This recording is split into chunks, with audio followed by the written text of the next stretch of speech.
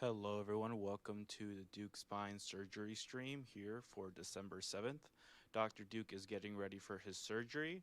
Meanwhile, you guys can type out questions up in the chat for Dr. Duke to answer live. Meanwhile, we will have our ads running and our testimonials. Thank you, and please be patient.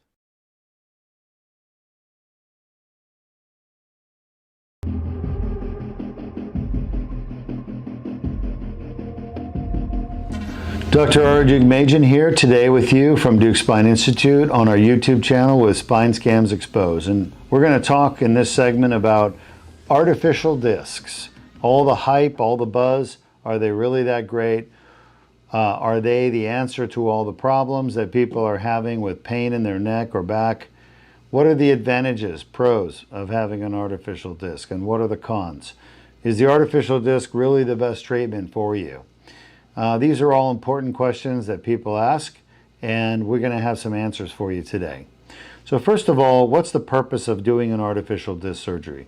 Well, it turns out that in some people, they develop a damage to the joint called the disc in their spine. And we have discs in our neck, we have discs in our lower back. The discs are the big joints that allow movement between the bones. Fact is, discs do get injured and they do cause pain. So you can actually go in there and remove a disc, and instead of fusing the two bones together that are on the top and bottom of the disc, you can put a metal disc in there that moves around. So metal discs have sort of taken the place of fusion in many places. Is that really the best option? In my experience, no. I've looked at the data from all the studies that have been done on artificial discs, and I believe that the fusion data is actually better than artificial disc data. The complication rate with artificial disc surgery is said to be the same as fusion. It's around 5% to 10%, depending on the study you look at. So let's just take a look at one of these patients who had artificial discs put in their neck. And remember, artificial discs were first approved to do one disc, and then they expanded to two, and now three, and there's really no limit now. Artificial discs are put into multiple disc herniations and disc injuries, and people are getting them put in all over the world. So are there any issues with these artificial discs? The answer is yes. Let's take a look at this MRI right here. This is a cervical spine MRI, someone's neck, and if you look at my arrow and follow it down, you can actually see that this person had two artificial discs put in through the front. They had them put in at, if we count 2, 3, 4, C5, C6, and C6-7.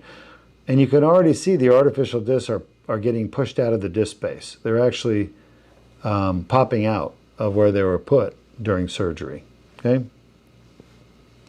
Here's an example of those discs, and you can see they've migrated. We call it migration, where the disc has actually moved out of where the surgeon put it. You can see the one at the bottom has moved off to the side, and the one above it seems to have popped out in the middle. Okay, that's a spine x-ray. If we look at the side view, you can see it better. You can actually see that there's two disc herniations, two discs that were herniated and repaired with these cages and artificial discs. All right, so these things can pop out, and they can cause lots of problems for people, and you need to be aware of it because they're not a perfect solution. There's still a piece of metal that's being put in your spine, and there are forces on the spine that occur when you flex and extend, when you laterally bend, and when you rotate. And when you start to move your head in multiple directions at the same time, you're putting a lot of different forces on that artificial disc, and it can literally just pop out of place. So migration of artificial discs is one of the biggest problems. It happens, and when it happens, it's bad. The surgeon has to go in there emergency surgery and get through all that scar tissue from the last surgery. It's very dangerous. You could have blood vessels stuck together and stuck to your esophagus or trachea, and they have to rip those open and cause horrible complications like strokes and paralysis. You want to avoid it. Far better than an artificial disc, I recommend you take a look at the Deuk laser disc repair. With the Deuk laser disc repair, there is no artificial disc, there's no fusion. We don't put any metal into your spine. It's literally endoscopic repairing the back of your disc where the problem is. We leave your natural disc. So there is no total disc replacement, there's total disc leaving. And basically you get to keep your disc that you had, that you were born with, that's still working fine. It's just the part in the back that needs to be repaired, and that's what we do with the Deuk laser disc repair. All of this is done with a very precise medical grade laser called a Holmium YAG laser, and the procedure is done outpatient. It's not even done in the hospital. You do it in a safe clinic at Deuk Spine Institute. Hope you enjoyed this segment and learned a little bit. I'm Dr. Deukmedjian with Spine Scams Exposed.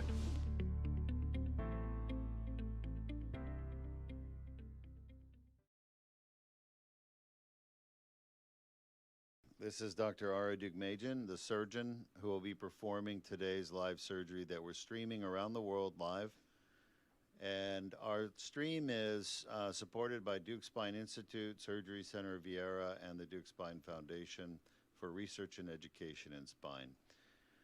Today we have two surgeries. The first one that we'll be broadcasting this morning is a problem with the cervical spine, which is the part of the spine found in the neck. And problems with the cervical spine account for neck pain, headaches, and symptoms radiating from the neck down the shoulders and into the arms. The symptoms that radiate into the arms could be on the right side or the left side or even both sides. Now, what causes the symptoms to go into the arms? That is the effect of a disc herniation on the nerve roots. That nerve roots are basically how the brain talks to the fingers, the hands, and those areas talk back to the brain. The signals travel through basically a organic fiber that sends electrical signals that travel along the nerves, and the nerves go from basically the spinal cord where their cell bodies are over to the ends of the fingertips. There's two types of nerves. There are what are called motor nerves and there are sensory nerves. Motor nerves are responsible for movement and the muscles. They control the muscles that cause movement of your hands, your fingers, your arms. And the sensory nerves, on the other hand, are responsible for feeling. So whatever you feel, cold, hot, pain, pleasure, touch, all those sensations that go through your skin and even the position of your joints are transmitted along a second type of nerve fiber called the sensory nerves. Now, the motor nerves and sensory nerves are bundled together in what's called the nerve root and then the peripheral nerve, which is further down the arm. So a herniated disc or bulging disc, any problem with the disc that causes inflammation will affect the nerve roots, and compression of the nerve roots can also affect the nerve roots. So there's two types of processes related to the herniated disc that will affect the nerve roots. The first is inflammation, which is irritation of the nerve roots, which can cause weakness, numbness, tingling, and pain down the arm. The other thing that happens is compression of the nerve roots from a herniated disc, usually on spinal stenosis, which causes squeezing of the nerve root itself, which can also cause weakness and numbness, but less commonly pain. The pain that people get down their arm, I've discovered, comes from inflammation of the nerve root covering or dura around the nerve root in an inflammatory process. The weakness and numbness come from compression of the nerve root primarily. This is something that we discovered here, that I discovered at Deuk Spine Institute. This has not been published. This has not been discovered by the rest of the world. The rest of the world is lagging far behind Deuk Spine Institute, basically, in our understanding of the spine with respect to disc issues specifically, and the effect of disc herniations and disc bulges and compression on nerve roots. Unfortunately, there are some wrong ideas and misunderstandings that have been perpetuated for years. And the primary one is that neck pain and neck pain is unknown, the cause. Arm pain and weakness, numbness, and tingling are all caused by squeezing of the nerve root, like squashing it from a herniated disc or bone spur, a process called spinal stenosis or narrowing. However, it's not true 95% of arm pain, pain shooting from the neck down the arm, is actually caused by inflammation and not compression. And the inflammation doesn't come from spinal stenosis, it comes from the herniated disc and the annular tear that's irritating the covering of the nerve root. So for clarification, pain down the arm usually comes from inflammation in the back of the disc within the annular tear that affects the nerve root and causes pain down the arm. On the other hand, weakness and numbness usually come from compression of the nerve root, but can also be caused by inflammation of the nerve root. And so that requires a decompressive procedure, obviously, to unpinch the nerve root. And that is truly treating spinal stenosis, which is the narrowing of the holes for the spinal cord or nerve root. Now, another thing that can happen in the cervical spine or neck is a herniated disc or bone spur can actually press on the spinal cord itself, which could lead to paralysis. And that's something you really want to avoid, because once you're paralyzed, it's permanent. So the surgery we're going to be performing today, the Deuk laser disc repair, is being done on a patient who's already had a spinal fusion. I did not do their spinal fusion. It was done by someone else. And they're here now because they're losing function in their right arm and developing symptoms in the left arm. Specifically, they're losing strength and coordination in their right arm. It is coming from herniated discs above the prior fusion. And since the right arm is the primary arm affected, with the nerve roots on the right side being affected, specifically the C5 and C4 nerve roots, I'm going to be approaching these discs from the opposite side endoscopically, and I'm going to repair the disc rather than do additional discectomy and fusion. So one option for this patient would be to have a surgery called an anterior cervical discectomy and fusion. It's an open surgery. I've performed over 1,000 of these surgeries over the years that I've been practicing as a neurosurgeon. However, this patient wants minimally invasive surgery. He does not want another fusion. So he came to me Deuk. because I perform minimally invasive endoscopic surgery without fusions, without artificial discs. There's no need to put anything foreign or metal in your body. You can do this naturally. Herniated disc, spinal stenosis, bulging disc, degenerated disc, all can be treated endoscopically now. We have the technology and the ability to do so. And by doing surgery endoscopically, we can avoid fusion, avoid artificial discs, metal plates, etc. Now, the surgery we'll be doing will be from the left side, and I will be making a small incision. The incision is literally 4 millimeters. 4 millimeters. Think about how small that is. It's literally, if you cut yourself accidentally, almost like a paper cut, that's how small the incision will be. And we're going to show you the incision today during the surgery, if you stick around. How's my audio feed? Not crackly? So we're going to get started soon. Our patient is now in the operating room. He is intubated. For cervical Deuk laser disc repair, patients need to be asleep. And the primary reason is we need the neck muscles totally relaxed. Relaxed means that if I touch the neck, the muscles won't tighten up. If the patient is awake, and you push on their neck, their muscles will tighten up and push your hand away. So it's like a reflex. We need to prevent that reflex from happening, and to do that, the patient must have what's called neuromuscular blockade, which means that we put a chemical in their vein that stops muscles from contracting. Now, obviously, breathing requires skeletal muscles to contract. So you breathe by making your muscles contract. Specifically, your diaphragm, which is a skeletal muscle, contracts and pulls down and opens the lungs and sucks air in. Also, your rib cage expands from contracting the skeletal muscles and sucks air in. So there are two mechanisms by which air moves into your lungs. One is the diaphragm contracting, and the second is the rib cage. There are some also ancillary muscles like your shoulder muscles that pull up on the rib cage.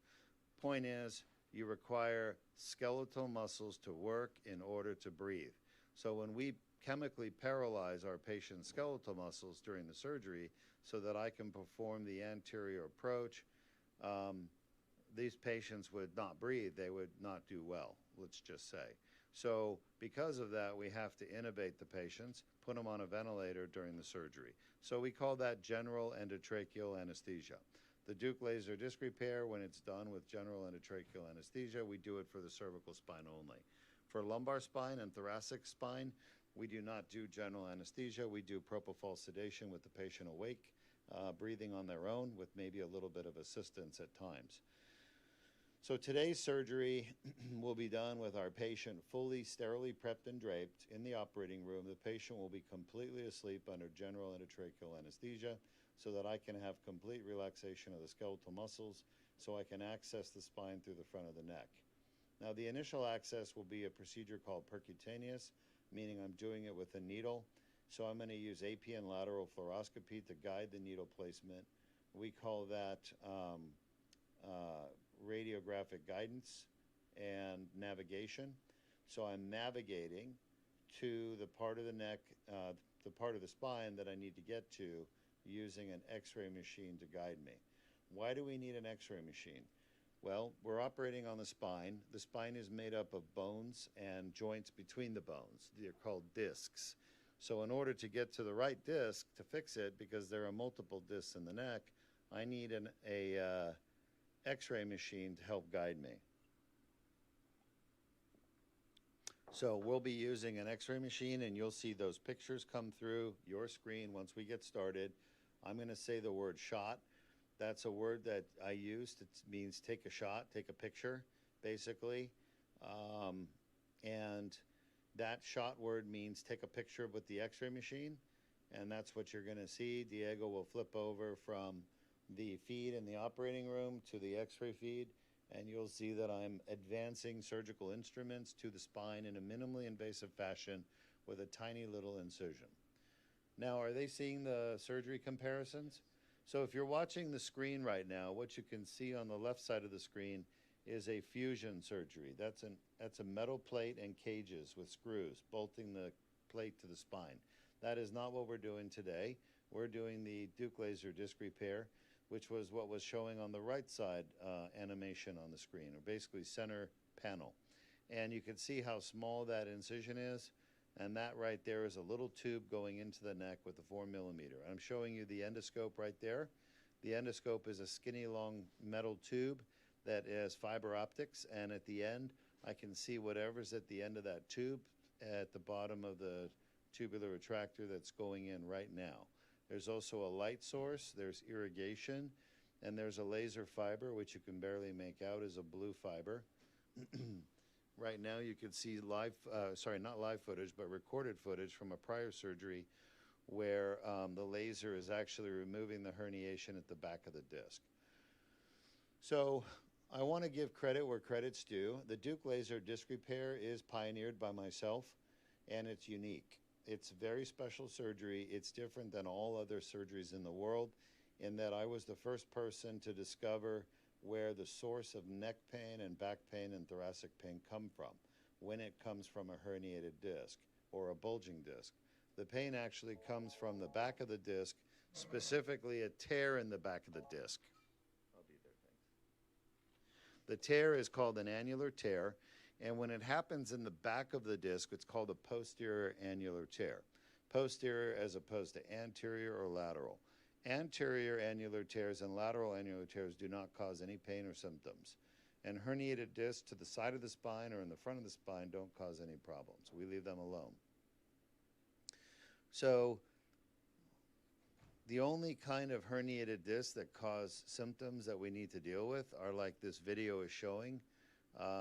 Right now, the animation shows a tear in the back of the disc. It's called a posterior annular tear. And when the jelly, the blue stuff, pushes through that, that's the herniation. So the first step is always an annular tear, then a herniation, and then over time, inflammation sets in with the pink reddish tissue that's inflamed, and that is painful tissue, that inflammatory tissue. If you've ever had a pimple or any inflammation in your body, you know inflammation is painful. So it's no different in the back of a disc when you get inflammation like you do with a herniated disc in the back of the disc. You're going to get pain in the neck. It's going to affect the nerve roots like it is right there, spreading the inflammation on the nerve root, and that's going to affect the motor and sensory branches, and that can affect the strength in your arm and the sensation in your arm. So you're going to feel like there's pain down your arm. You may get weakness in your hand. You may get numbness in your arm or hand as a result of that herniated disc as well. So what we do with the Deuk laser disc repair, we're going to go in, we're going to find that tear, and we're going to use a laser to remove the herniation and clean up the tear so that it will heal itself. Okay? And that process is done minimally invasive. It's the least invasive, smallest incision surgery in the world for the spine. There is nothing smaller. It's literally just barely bigger than a needle. And needle surgeries are not really considered surgeries. They're called interventional pain management procedure. They're done by non-surgeons or interventionalists. So a needle is the smallest incision that you can make in the skin, and those procedures are called percutaneous. The next size up is the couple of millimeter incisions with the Deuk laser disc repair endoscopic surgery. Now the other credit I have to give is to the South Koreans, Dr. Sang-Ho Lee. And Dr. Sang-Ho Lee is a pioneer in endoscopic surgery, and he is not a pioneer in lumbar surgery. He's a pioneer in cervical spine surgery. So he was one of the first in the world to go into the neck and go through the disc, leaving the normal disc alone, and just get to the back there and remove the herniation. But unfortunately, that's where he stopped. And he contributed a lot to the technique of getting to the back of the disc and removing herniation. However, the debridement of the annular tear to allow it to heal properly and get the herniated disc that stuck to the annular tear out was my creation. And that's why I was the first to publish annular debridement in the world, and it was published in the Surgical Neurology International Journal, which is an open access journal. I chose to publish it there because open access was coming around at the time in 2012 when it was published about 10 years ago. And open access allowed everybody to read the article and learn about this new technology without having to pay for it. Closed access journals require a payment of about $100 per article view, and most people aren't going to spend $100 to learn about advances in spine surgery. So I wanted to make sure that the article is free to people, so I paid for its publication myself, and not paid for publication, but paid for the fees that cost once it was accepted by the editorial board and the chief editor, Dr. James Altman. I can't remember his spelling of his last name, but he was the editor-in-chief, and I think he still is, Osman. And Dr. Osman is a professor emeritus neurosurgeon who was at UCLA as a professor, and he's retired now, but he is the editor-in-chief of Surgical Neurology International at the time that I submitted my research and work for publication, and it was accepted for publication, and it was peer-reviewed and published. So I chose an open access journal that allowed people to have free access to that papers that I published, and there's 2 of them on the Deuk laser disc repair so far that have been published in Surgical Neurology International. Now I have other publications as well with the Congress of Neurological Surgeons, the American Association of Neurological Surgeons, the Society for Minimally Invasive Spine Surgery, and the Southern Neurosurgical Society. So I have publications as well with them, but those are not available to the general public. They were included in the meetings where I presented my research and my work to other neurosurgeons. Long story short, the Deuk laser disc repair procedure is peer-reviewed and published. It has been FDA approved with all FDA-approved equipment. So the surgery you're about to watch today is a surgery that I have been performing at Deuk Spine Institute now for 15 years, and we've had 0 complications, surgical complications, from my surgery side. We've had 1 anesthesia complication in 15 years, and right now, basically, we're getting ready to do about 1,401 surgery. I've done over 1,400 of these surgeries. I've stopped counting officially, and this is somewhere just above 1,400. So we'll call it number 1,401. I would like to say that the most common endoscopic Deuk laser disc repair surgeries I've performed are in the lower back, lumbar. The second most common are cervical, like we're going to watch today. And we've just started doing thoracic Deuk laser disc repairs just about 2 years ago. And I think we've done 12. We have somebody else coming in who's going to eventually be number 13, and maybe even a 14 coming up soon. So keep your eyes open for the thoracic Deuk laser disc repair. Those are special, and those are I started doing relatively more recently in the last 2 years. But again, we are the first in the world to do transforaminal thoracic disc surgery endoscopically, minimally invasive. All of our surgeries are done outpatient. These patients literally go home an hour after their surgery. 1 hour after surgery is done, they go home. And they go home awake, walking, normal, neurologically. It's an incredible surgery. You won't see results like that with any other surgery in the world. So, without further ado, we will get started. I'm going to turn the mic and the video platform back over to Diego, and I'm going to go scrub and get into the operating room where we'll join you again for this 2-level cervical Deuk laser disc repair. Thank you very much, Dr. Deuk. And guys, remember to type up your questions into the chat. Dr. Deuk will have the ability to answer them live during surgery. Meanwhile, I'll leave you with some testimonials, and I'll see you very soon. I have a very special patient sitting here next to me who's traveled all the way from Tennessee. Yes, sir. With his family for one purpose, and that is to get his neck fixed. In the wild, I've trained animals for 25 years, not jumping through fiery hoops, but just mostly behavior, come is, just a few words. We had 52 big cats, tigers, lions, leopards, cougars, lynx. This is me about 6 years ago in the tiger cage. And this guy here, we raised him from a baby. That's special. I'll tell you what, the special part is being here. And how long have you been dealing with this problem with your neck? It's come on in the last 8 weeks strong, but after I start thinking about it, even 6 months ago, I was seeing things happen that I couldn't understand why. And I just want to get back to somewhat where I was at and get the feeling back in my hands, my stability, a little strength where I can get this boy up. Well, what's going on, as we've talked about, is you've got these herniated discs, bone spurs in your neck that are pinching down on your spinal cord and nerves.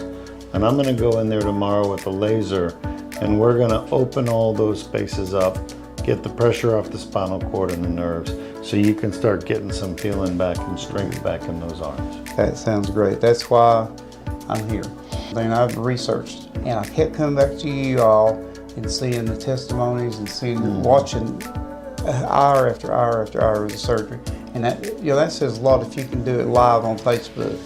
It's just a pleasure to be here. I feel safe. I feel like when we arrived last night, we drove up in front of the place, and I told my crew and my wife and my driver, I said, we have arrived. We have arrived. Thank you so much. We'll see you tomorrow morning, all right? I appreciate it so much. We did surgery yesterday with the laser. Everything went really well. You can actually see the 4mm incision right there, 3 discs. He didn't want fusion, and so he found Deuk Spine Institute and he came here. After the surgery, when I talked to her, I was still a little bit drowsy. And 4 hours later, we were sitting over at a restaurant, seafood restaurant, eating seafood, and I could clap my hands at the baby because he claps when he does something good. And I could clap with him without missing my hands. And you're already getting strength back in your arms and legs. You're getting control of your bowel and bladder back again. That's great news. It's a great sign. I think you're going to keep improving and hopefully get you back to normal. You are the best. That's why I'm here. That is why I'm here. It is amazing. From the time I walked into this place, I felt at home. I felt like I was with friends all the way through surgery. When we walk into this surgical room, everything's so clean. I feel like I'm in a dream. I really do. Thank you so very much for what you've done. You are welcome.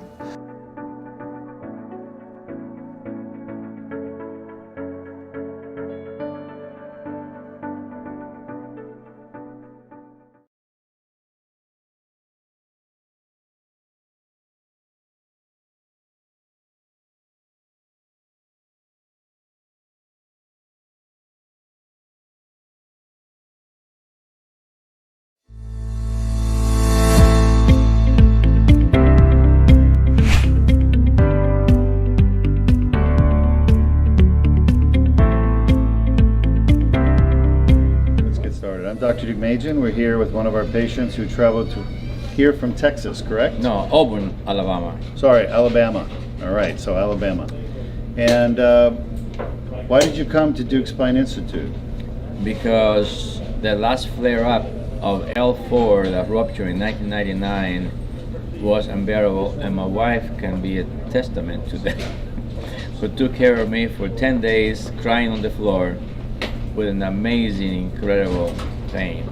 Okay. And you've had that pain now in your lower back for 22 years.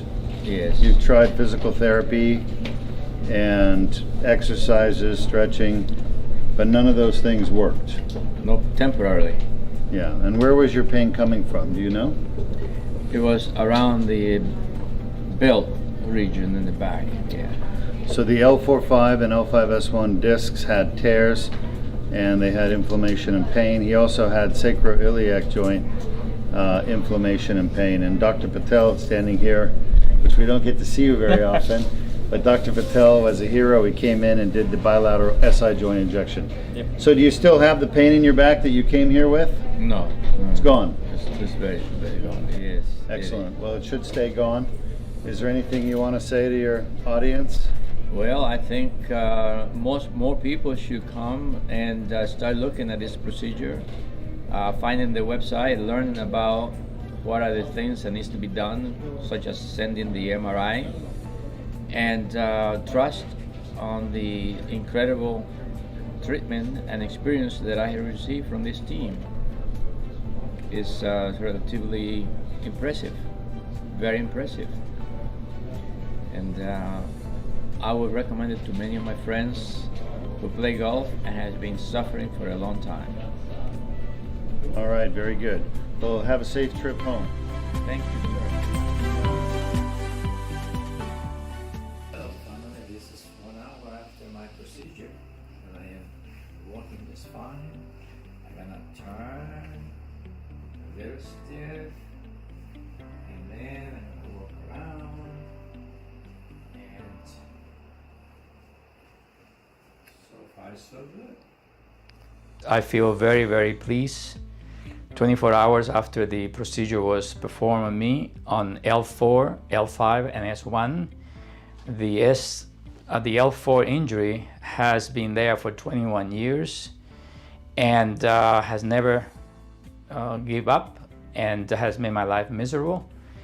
And the initial injury occurred because I have congenital issues inherited from my father, who suffered tremendous sciatic pains, and all my five brothers also have the same issues.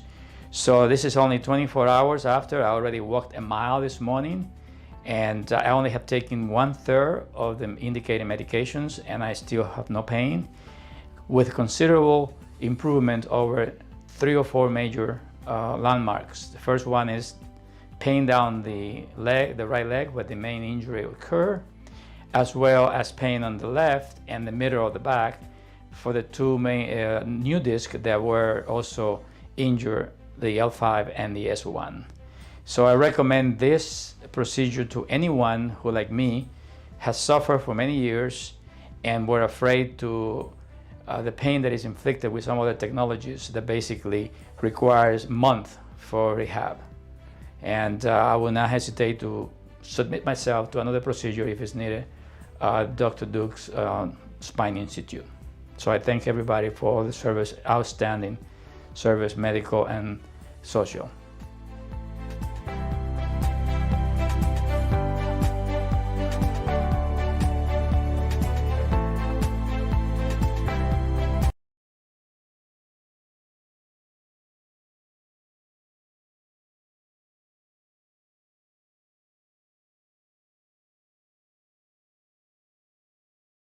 Hello everyone, Dr. Duke is still scrubbing up. He will start his surgery real soon. Meanwhile, we will watch another video about how great the Duke Spine Institute is. Meanwhile, you guys can type up your questions for Dr. Duke. He will be ready real soon. Thank you so much for your patience.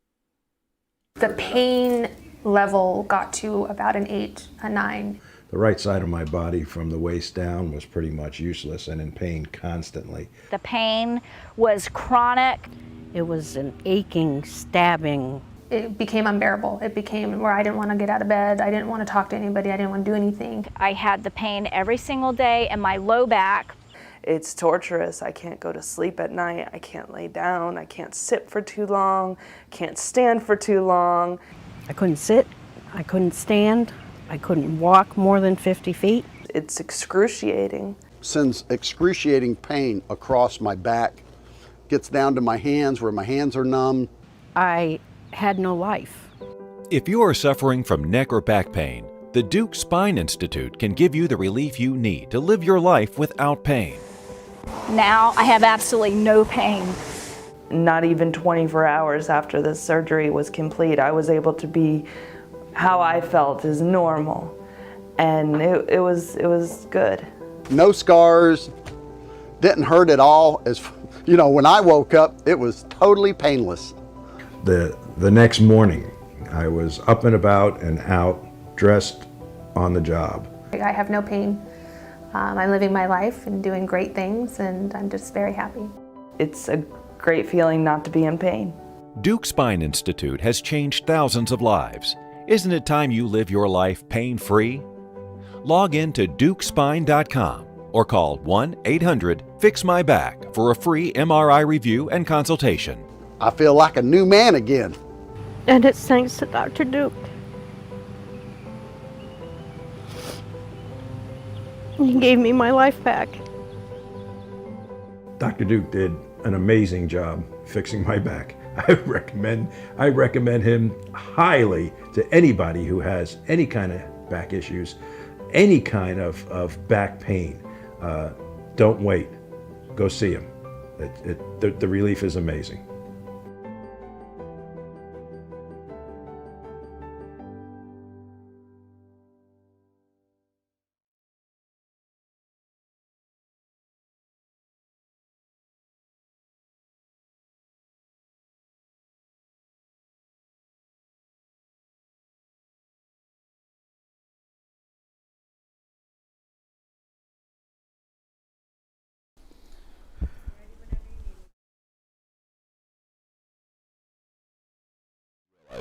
All right, Dr. Deukmedjian, AP, and we're getting ready to place our percutaneous spinal needle shot, just a quick shot. It's a quick AP, not a detailed AP.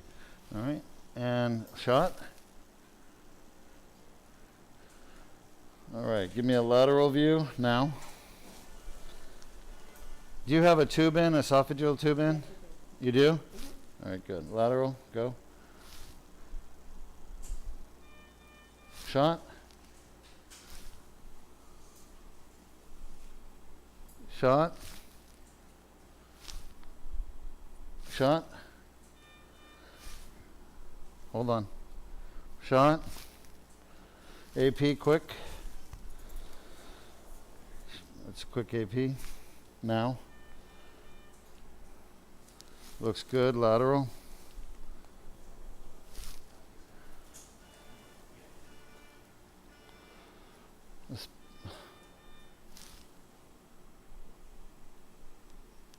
Okay, shot.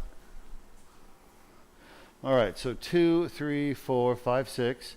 Let's get another AP, and this is a take your time, get a good picture AP.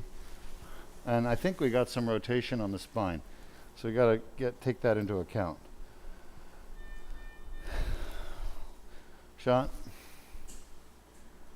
Hey, we're right in the middle. That looks pretty darn good. All right, very good. I'm happy with that. Let's go back to a lateral. Take. You can see the esophagus is deflected way to the side. You can see the endotracheal tube, it's deflected to the side, opposite of me.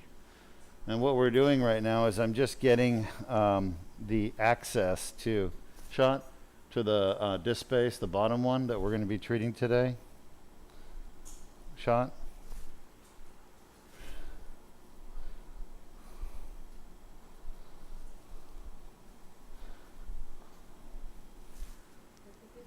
You can relax. You can relax. Shot. Thanks. All right. So give me an AP. We're in the 2, 3, 4, 5, 6 disc space, just above his prior fusion. Yeah, that looks good. Give me a straight AP, please. Get the spinous processes lined up. A little better than that. Keep going. Yep. All right, so the tip of my needle is in the disc space above the fusion. His prior fusion, you can see a metal plate with screws. That's not what we're operating on. We're not operating on the prior fusion. We're operating on the discs, 2 discs above it. So the one directly above and the one above that. And the spinous process is directly in the midline. So I'm happy, and the needle is lined up with the spinous process. So we're exactly where we want to be at the front of the disc. Give me a lateral. And as I said earlier in this recording, the first part of the surgery is gaining access to the disc safely, which I've done. The problem is that my needle is flush with the superior end plate of C6.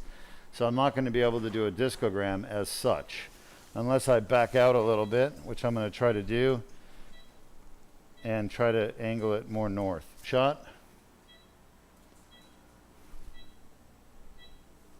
Shot.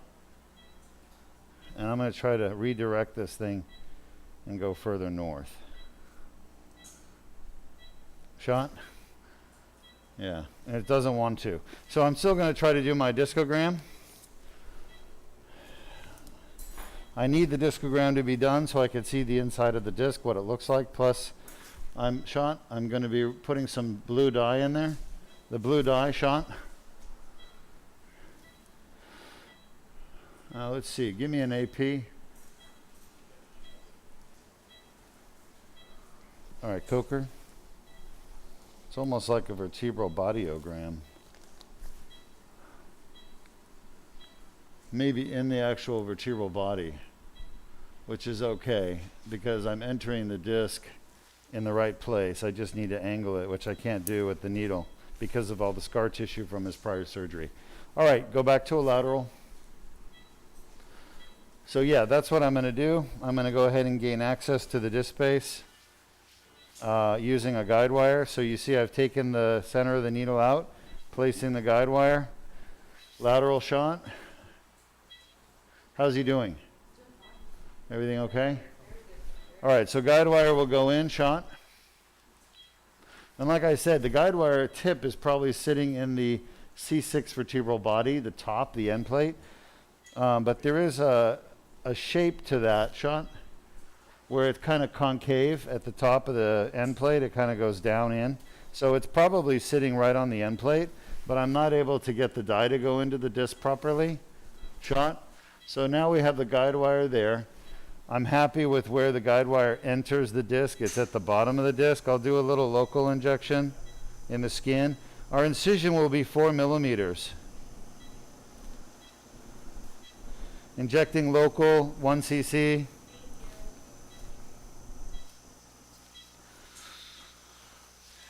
Now I use an 11 blade, and I'm going to basically make a 4 millimeter incision.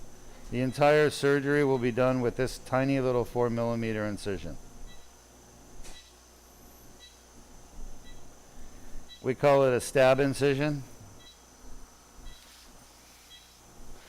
There we go. We've lost 1 drop of blood.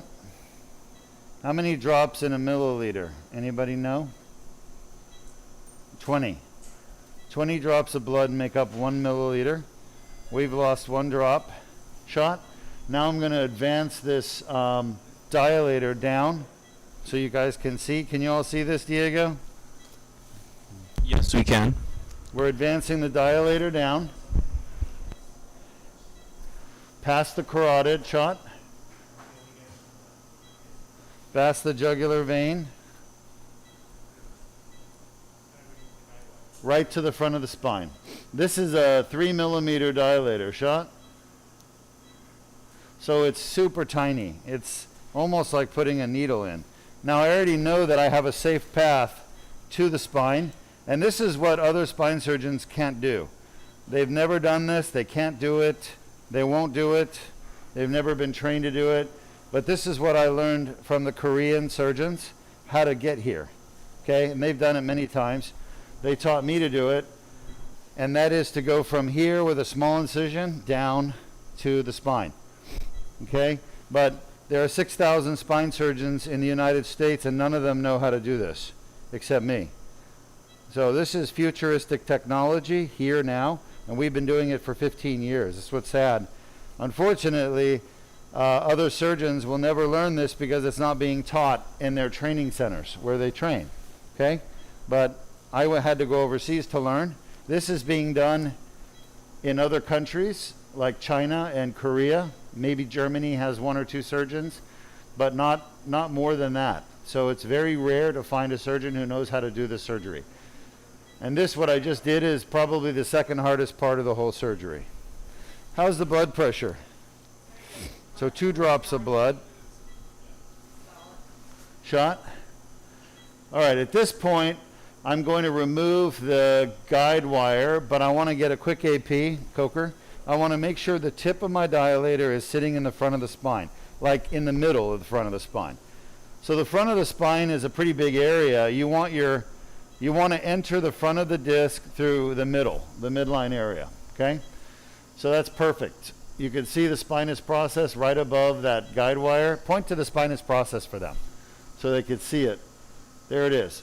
Just go right there, a little higher. It's like a little hat right there, like right there. Yes, Napoleon's hat. That's the spinous process. And the tip of my dilator at the front of the disc is right in the midline, just above the metal plate. So it's perfect. Lateral. Nice job, Jordan. So at this point, I'm happy with where my dilator is going to enter the C5-6 disc. It's in the midline. And for those of you who don't know, the front of the spine right there has a ligament that runs up and down the whole spine, from the neck to the tailbone. It's called the anterior longitudinal ligament. And I'm going through the anterior longitudinal ligament, passing through it, spreading the fibers, not damaging it, into the disc. So you want to be the width of the ALL. You want to be either to the right of the center or to the left of the center, but you don't want to get into the muscles on the side of the spine. Those muscles are called longus colli muscles. You don't want to be in the longus colli. If you're in the longus colli, then you can damage the sympathetic trunk, shot, and you can also have issues with bleeding. Shot? So you don't want to damage the sympathetic trunk, and you don't want to have issues with bleeding. Okay, I'm advancing my dilator through into the disc. Shot. I am inside which disc? Does everyone know? Can you guys count? So there's number 2 at the top. Show them number 2. C2 is right there. C3, C4, C5, and C6. Good. So we are at the C5-6 disc. Guide wire. I'm going to do a discogram now inside the disc. Okay? So I'm inside the center of the C5-6 disc with my dilator.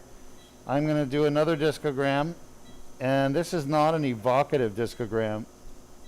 We call this a chromo, spelled CH, shot, CHROMO, chromo, which means color, shot, a chromo discogram, shot.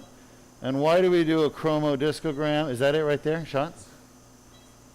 Trying to clean the disc material out of the tip of this thing. All right. No, I need the needle. So we want to do a chromo discogram.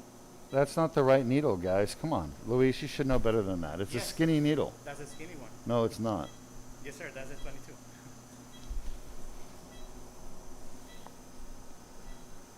That's the one I used to do the procedure.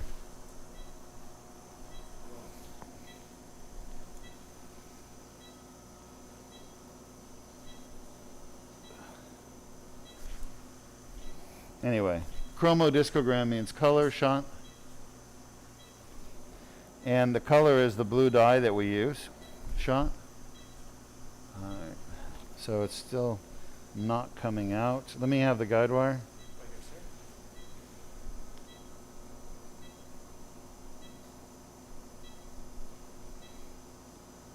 Shot.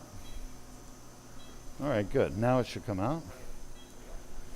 There's a lot of scar tissue, by the way, at the back of this disc. Anybody know why? No. From the herniated disc itself. Herniated discs cause inflammation. Inflammation creates scar tissue. I can't get any out. Shot? All right, so we're stuck not having a discogram here. Mallet, I'm going to advance this further forward. This disc has tremendous inflammation in it, in the back of it. Shot? And shot?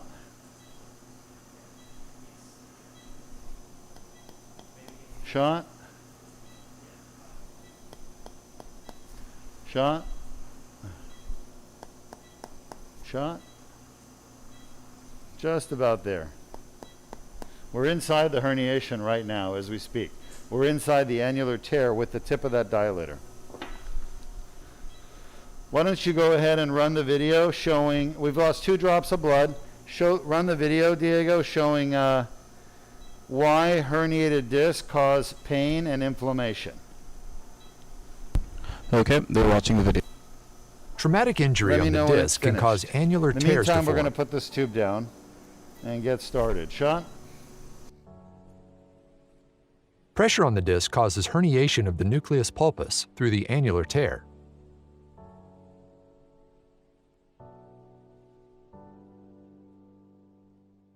Inflammatory tissue develops within the annular tear, causing neck pain. The inflamed annular tear generates pain signals.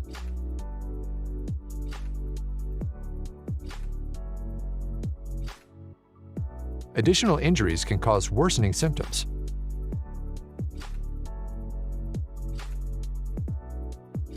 Inflammation from the annular tear can spread to the nearby nerve roots, causing arm pain.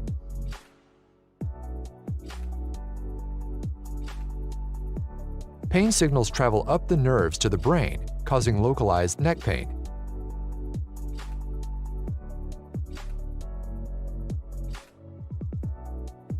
Pain signals reach the primary somatosensory cortex, causing conscious awareness of neck pain.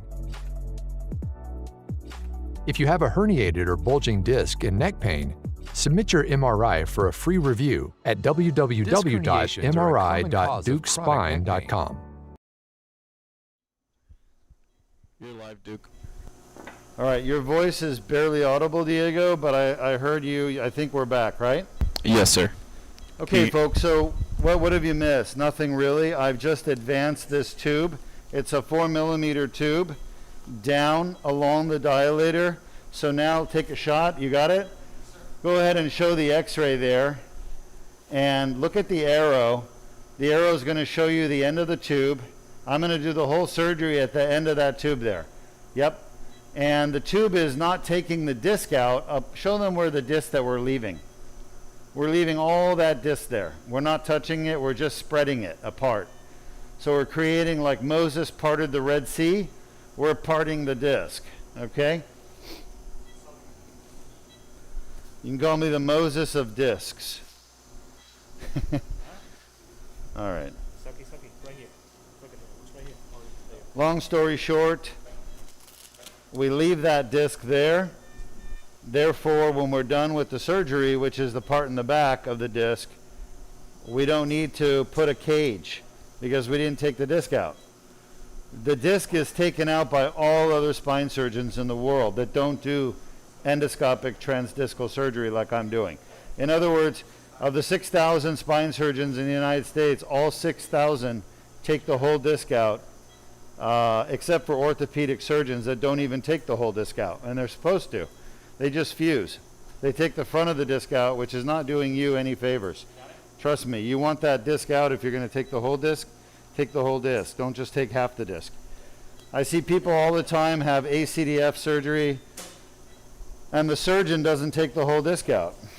They just take a front part of it out. And the patients still have pinched nerves. They still have arm pain, neck pain, headaches, etc. And that's because their surgeon never took the front of the whole disc out You've got to take the whole disc out to get to the part in the back if you're not doing endoscopic surgery like we are. Okay? There's the laser. It's at about 12 o'clock. Okay, you see that? And we have a light source, and there is our herniation. We're inside of it. We're going to start taking the herniation out from the inside out. I'm going to improve the focus just a little bit there, and we're going to get started. We're on 20? Yes, sir. So we're using a holmium YAG laser, a medical laser. Somebody wrote last night in Facebook, lasers are only good for soft tissue. I'm like, no, they're not. They cut steel. I don't know if people are aware, but lasers are used in the automotive industry and in the steel fabrication industry to cut steel. So this whole idea that a laser could only cut soft tissue is just crazy. We use the same type of laser that can cut steel here. So why is it safe? It's safe because the laser only cuts 0.5 millimeter from the tip of the glass tube. So as long as I can control the glass tube, we can do a safe surgery. Does that make sense? And I can see the tip. I can see what I'm zapping. That's a bone spur, by the way, in case you're wondering. But we've got a lot of work to do. You can see that's a herniated disc right there that just floated up. And this is all part of the herniation and bone spur. So if you don't think lasers can get bone spurs, those are bone spurs right there. The golden color stuff, very easy to get bone spurs. Dr. Deuk, are you ready for some questions? What is it? Are you ready for some questions? Honestly, your voice is so low, it's like a mouse. Dr. Deuk, can you hear me better? Yeah. Okay. Better. Are you ready for some questions? I am. That's a little bit too loud. I would tone it down just 30%, maybe 20%. Okay, understood. I'm ready for questions. Our first question comes from Facebook. That's too much toning down. Okay. Our first question comes from Facebook. Why are the thoracic DLDRs more difficult? Why are thoracic DLDRs more difficult? Mm-hmm. It's because a thoracic DLDR is being done in a part of the spine that has a lot of delicate structures nearby. For example, there is the aorta and the lungs and the spinal cord, and all those things are super delicate, and they're really close to where I'm operating. So it's really hard. You can't move them. Like, you just saw me at the beginning of the surgery. What did I do? The first thing I did was I moved the carotid over, and I moved the esophagus over, and I moved the trachea over. All that done with my hand, pushing externally on the skin. I was able to move all that stuff over, okay? Well, I can't do that in a thoracic. You can't move anything over. You gotta work around it. You got to basically live with whatever's there and deal with it. All right, I got a little piece of the plastic coating on the laser just sticking off. So I need that fixed because it's affecting my view. Let's get this off and let's fix it. All right. Great question, though. That's why thoracics are harder to do, because the lung cannot be moved over, the aorta cannot be moved over, the lymphatic system cannot be moved over. Nothing can be moved over, basically. We have another one. Uh-huh. One patient on Facebook sees that this patient had a previous fusion. That is correct. Is this procedure necessary because of adjacent disc disease? Yes, that's correct.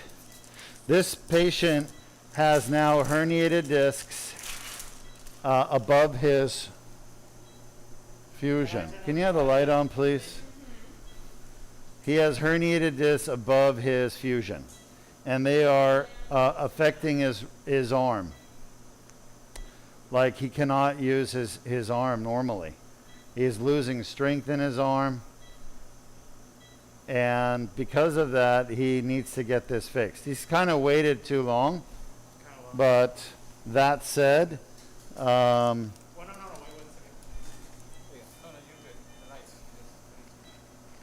He's waited longer than I would recommend, but at this point you can't go back and undo what's already been done. From the time he came to us to the time we're doing his surgery is quite literally, I want to say, laser on, like 2 weeks. So we had to do a bunch of tests and stuff, maybe not even 2 weeks, maybe it's been 1 week, I don't know. I got to go back and look at it, but you know, people that have herniated discs honestly should not be waiting. If you've got a pinched nerve and your doctor tells you leave it alone, wait till you're paralyzed, don't listen to them. That doctor is wrong. You know? I'm sorry, but they're wrong. That was the old way of thinking about spine surgery when, you know, spine surgery was far more dangerous and the results were far worse. But now the surgeries are far more predictable. And again, it's not every spine surgeon that can do that. You have to find the right spine surgeon.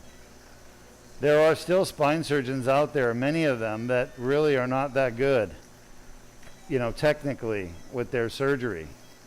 And so what they do is they really have a high complication rate and a very low success rate. By the way, this is all bone spur here. I'm removing to get to the foramen and get the herniations out. But you can start to see some mobilization of the actual joint. Not just my endoscope is moving. I need to kind of come back and look at the more middle area of the disc, like right over here, in order to remove some of this. I'm going to have to turn my scope around.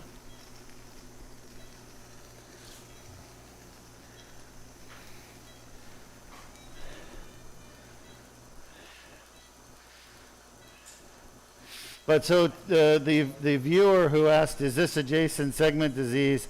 The answer is yes. I did not do the original fusion on this patient. If you notice, the metal plate is too long. I would never have put the metal plate that long. I think the metal plate should have been a lot shorter, but I didn't do this patient's fusion. So the problem is when you get a metal plate that is so long, you encroach on the disc space above or below your fusion. This is what's hitting on the nerve right here. All this grungy material. This is in the back of the disc. These are all bone spurs and they're kind of blocking me from gaining down to the nerve root, so I've got to deal with them. But I'm trying to get some more of this. This is a lot of scar tissue. This is a lot of chronic disease. By the way, this is important. If you have a herniated disc, get it fixed if it's symptomatic early. Because what's happening if you don't is you're allowing the joint to be destroyed. Okay? And the way you fix it is what you're seeing right now, the Deuk laser disc repair. It's quite literally the only way in the world to repair a herniated disc and stop the disc from getting worse. Now, why do I say that? Because what destroys these discs and causes it to collapse and turn dark and spondylitic is inflammation. And nobody's really understood that until more recently when we discovered that, and now people are starting to understand it in the field. Inflammation is the cause of the damage to the disc that causes degenerative disc disease. There's lots of studies to support that. We now know this is an inflammatory problem. And as such, you have to get rid of the inflammation. And by the way, this is not the only inflammatory condition in the body. There's lots of inflammatory diseases that destroy our bodies. It's just now we're starting to learn that and understand it. Okay? So this disc is destroyed by chronic inflammation. When you have pain in your neck, it's a sign there's inflammation. The best thing to do, get an MRI, see if there's a herniated disc, the source of the pain, source of the inflammation. Remember, it's going to be the annular tear where the inflammation is occurring, or the facet joints. But that's something that an astute doctor can figure out. And once you've identified the source of the problem, then fix it with the Deuk laser disc repair. Again, this is the only surgery in the world that can prevent degeneration of a disc without actually removing the disc and fusing it or putting an artificial disc in there. And those really aren't preventing degeneration of the disc, they're just treating the degeneration of a disc. Does that make sense? So again, I've had to remove quite a bit of scar tissue. That's this stuff right here, and bone spur. And I'm just trying to work my way down to the foramen and get that nerve root completely decompressed. There's another bone spur there. And of course, bone itself is what bleeds in this situation.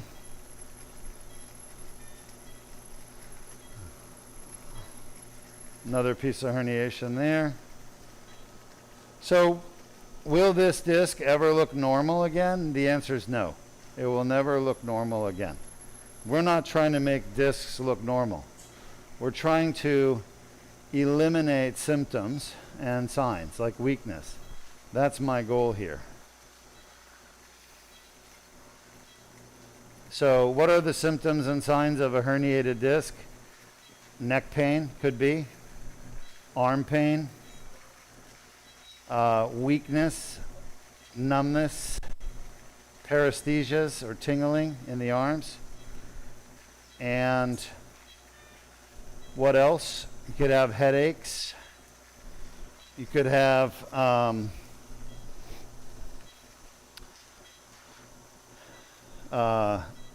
balance difficulty if it affects the spinal cord. You could lose control of your bowel or bladder if it gets worse. So you want to preserve function, like strength, feeling. You want to restore function as much as you can, but it's not always possible. Really, the goal here is to keep the patient from getting worse. Any restoration of function. So keep the patient from getting worse is called preservation of function. And get the patient better or restoring function is restoration of function. So one of the goals of the surgery is preservation of function. And another one is restoration of function, obviously, if you can do it. And then, of course, we're eliminating neck pain. Those are pieces of herniated disc right there that were pushing on the nerve. And we want to float them out.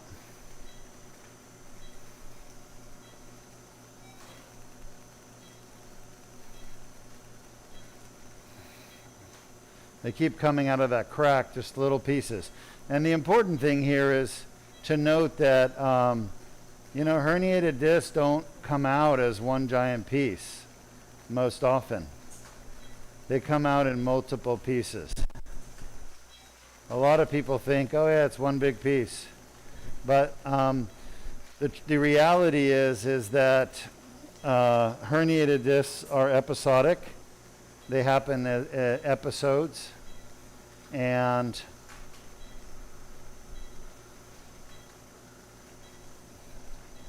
episodes over time. So don't expect all of it to come out as one piece. You'll be disappointed. Sometimes we see that, but it's not often. All right. So I've been working in his right foramen, primarily here, and I'm not seeing any more herniated fragments. Just a lot of scar tissue down there. I'm going to try to get what I can while I'm here, because I know that scar tissue is caused by herniations. Okay?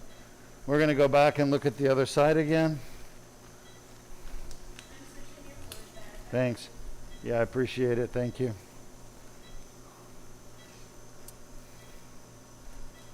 Yep, thank you.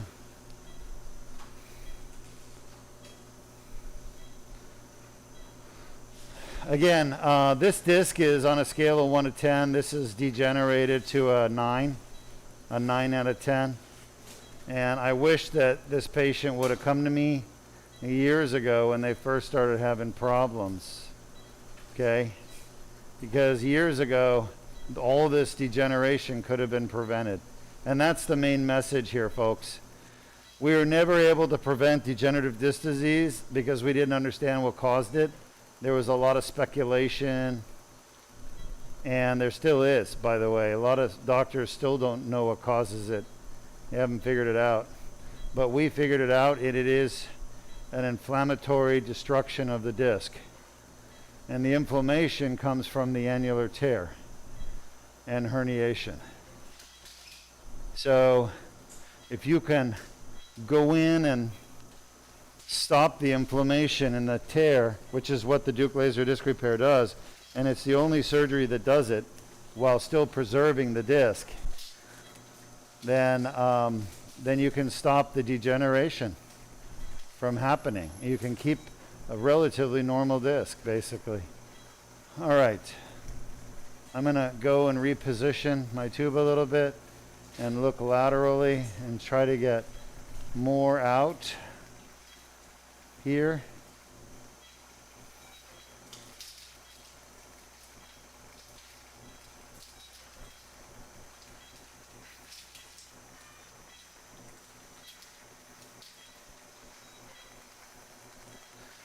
So I'm just working my way laterally, and this is all scar tissue here, by the way. All of this, herniated disc plus scar tissue. This is the annular debridement that I'm talking about. And this is the foramen, or just the back of the foramen I've been working on. This is on his right side at C5-6.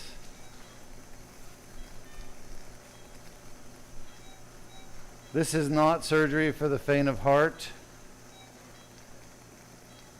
In other words, this is very complex surgery. I make it look easy because I've done so many.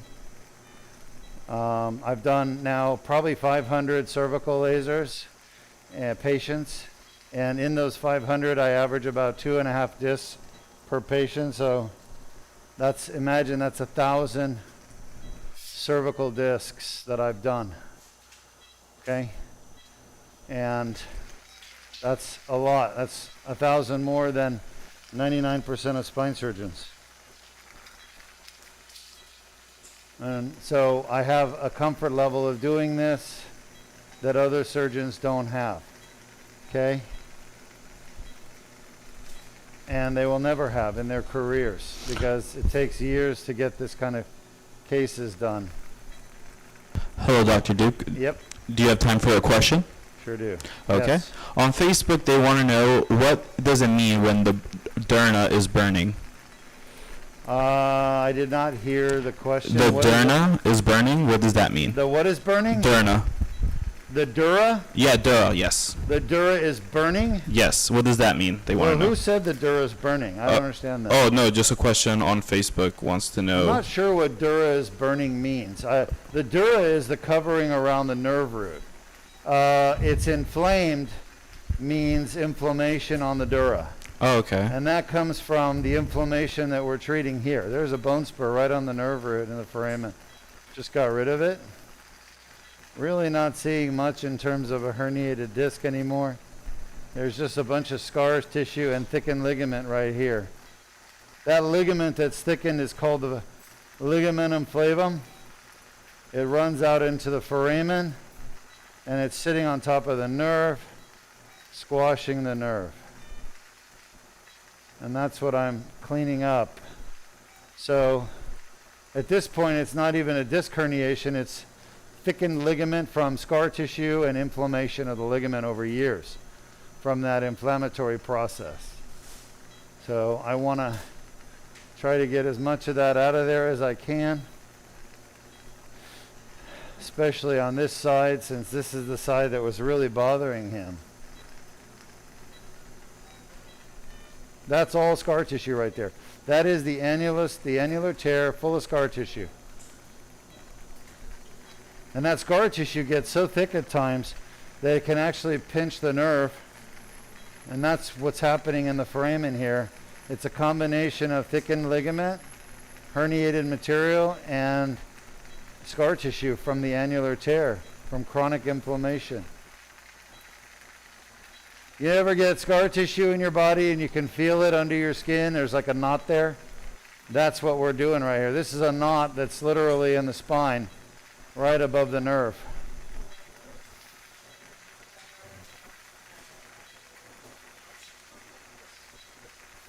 Look how beautifully the laser deals with that scar tissue and the bone spurs. Just, it melts it. And these are all pieces of herniation right here coming out. Okay? Almost done here. I'm loving it. I'm getting a good result. Nice and deep. Great questions from our audience, by the way.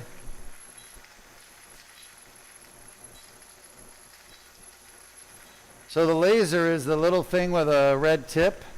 It looks like a glass tube. That is the laser fiber. It's not the machine that creates the laser energy. It's a fiber that transmits the laser energy down to the back of the disc where I need it. It's a fiber optic cable. And this is basically fiber optic surgery. Okay? Because laser is a type of electromagnetic radiation. So it travels in waves like light does, but it's more energetic than light in many ways. And this is the same thing.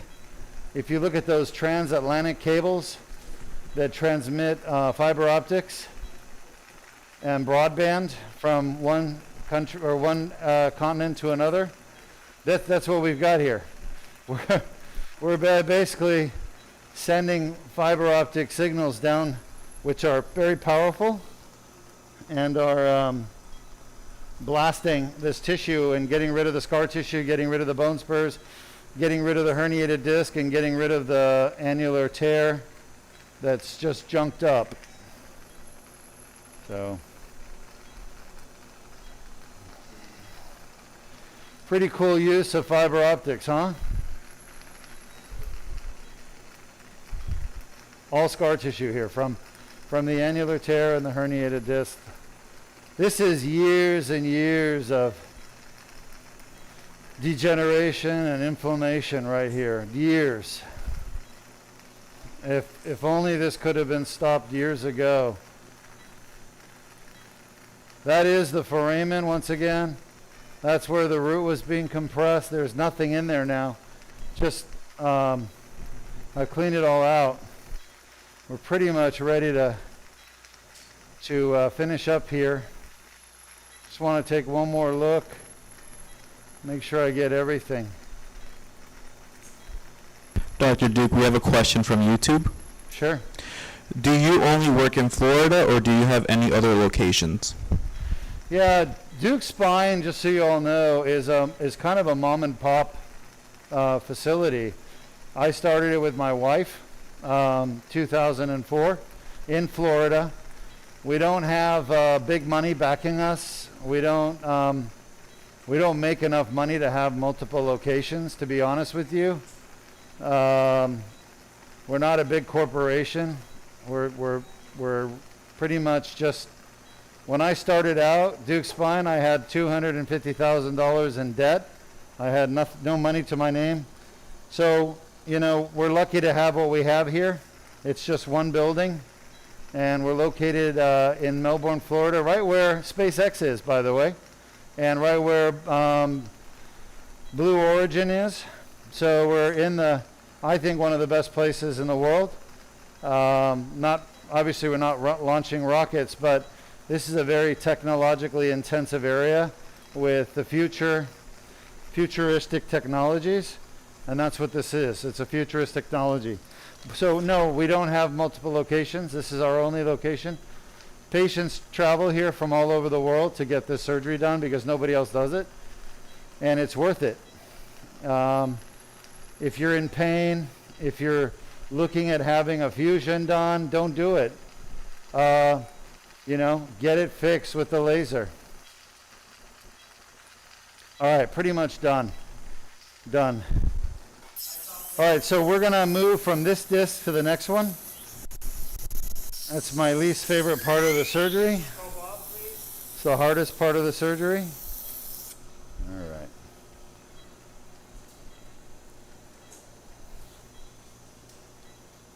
Just putting a little antiseptic in.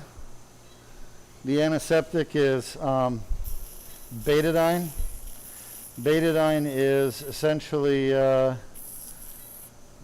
developed by NASA just down the road. Whatever, I don't know. I need the regular needle. I'm taking this out. So betadine is an antiseptic. It was developed by NASA basically to kill any space germs that the astronauts might bring back. More irrigation. And it's used everywhere around the world now for surgery. So we're no exception. Take.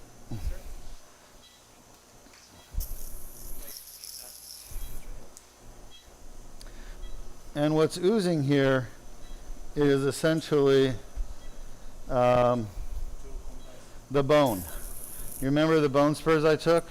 Well, they leave little stumps of bone, and those little stumps of bone, actually, let me have that. Those little stumps of bone that are left, they bleed. So a little bit of blood. We've probably lost 5 cc's maximum. I'm going to take the tube out. I'm leaving the dilator.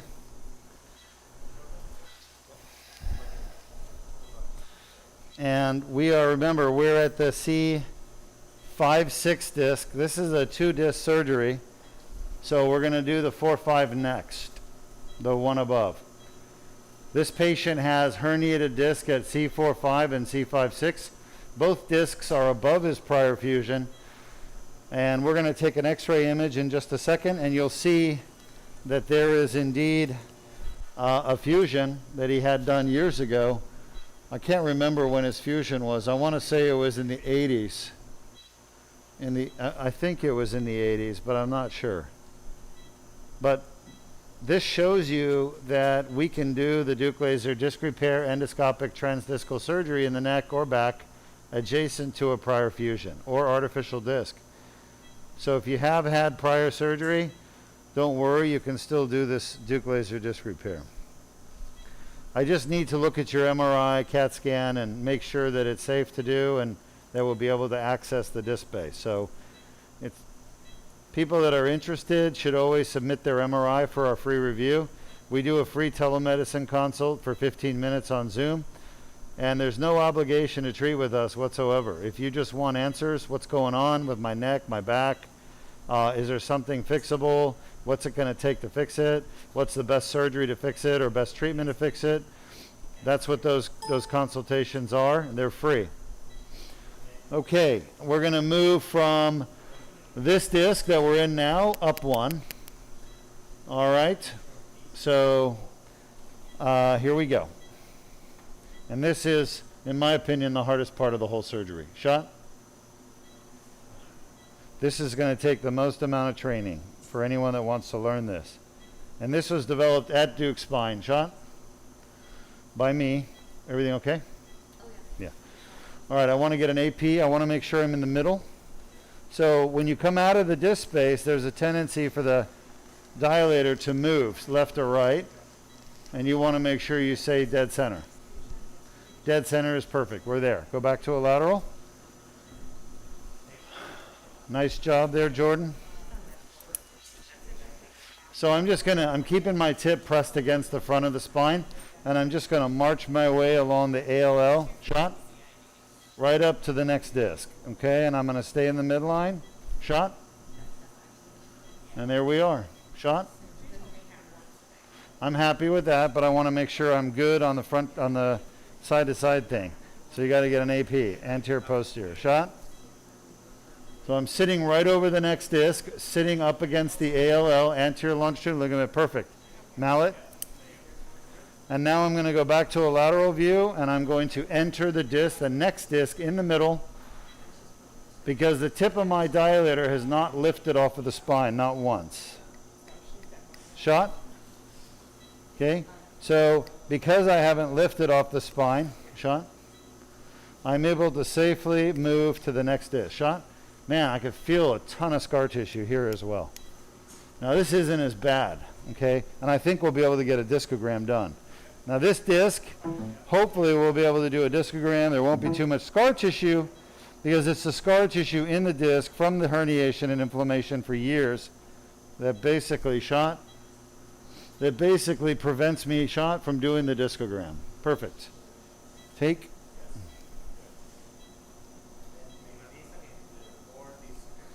Let's see if we can get a discogram this time. Shot. Shoot. Shot. Hey, we did it. All right, so nice thing. Give me show them the dye leaking out and give me an AP. Coker. Yep, there's the dye leaking out. There's the herniation. You can see it. It looks like a, there's only one thing that comes to my mind, but I can't say it. It looks like a half of a basketball. I need to come up with something.